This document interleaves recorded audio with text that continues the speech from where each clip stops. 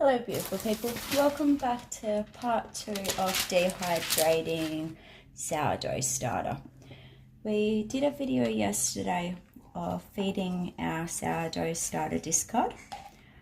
We did 200 grams of starter, 100 grams of flour, 100 grams of water. It's risen nicely but it hasn't fallen yet, so it hasn't eaten up all of the gluten in the sourdough, in the flour, sorry. So I'm just going to smooth this out nicely on this bit of baking paper. We're lucky enough to purchase a dehydrator that comes with metal trays. These are super handy. I found previously in the past a lot of dehydrators these days have plastic trays and they just don't withstand a lot of usage. We use our dehydrate, especially when we're at home, we use our dehydrate at least every second day for various different items. Sourdough discard, it's good for fruit skins. We dehydrate citrus skins, and they're a good way to add in extra flavour in cakes, also putting them in with vinegar to make all-purpose cleaning spray. Other things that we've done with our dehydrator, which is a big hit, is making fruit leather.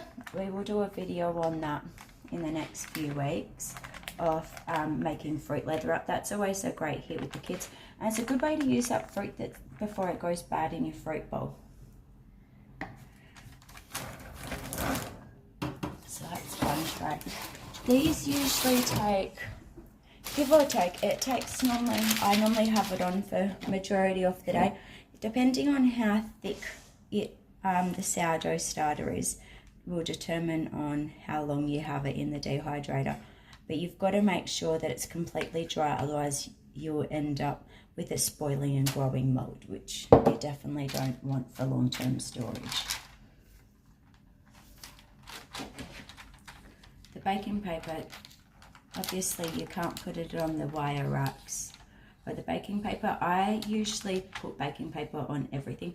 We did have some silicone mats, but they end up getting played with Play-Doh, so I don't have them any longer. But we had silicone mats, which I liked the fact that they were reusable, but I was a little bit wary on using the silicone, especially for jerky.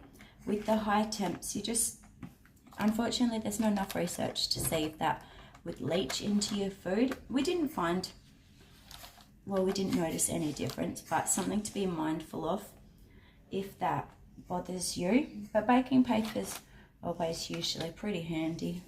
There's a second sheet, and we've got one more.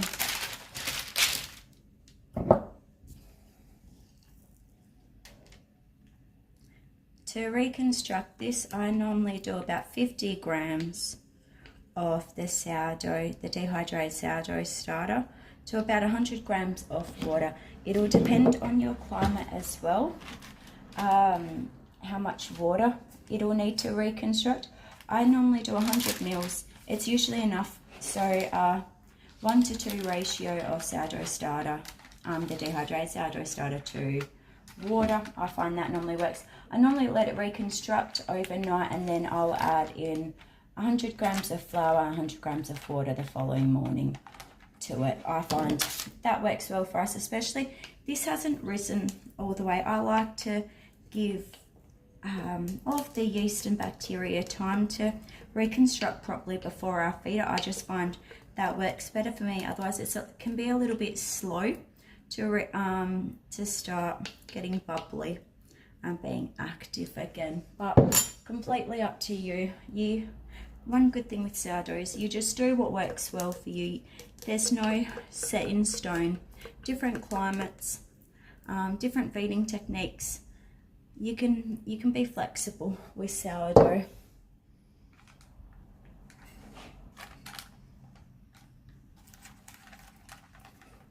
Leave in the comments different ways that you've found to use sourdough starter.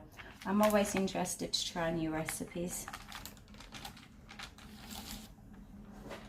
That's the second sheet done. I always like to space mine out in the middle of the dehydrator. Sometimes the top is hotter, but I'm going to have no temp on this. Please don't mind the dust, but you can see this dehydrator has different temps in Fahrenheit and in Celsius for different things. This one you can turn the temperature all the way to off and then just flick the button on. Hope you have a lovely week, and I will show you the finished product in a new video. Thank you.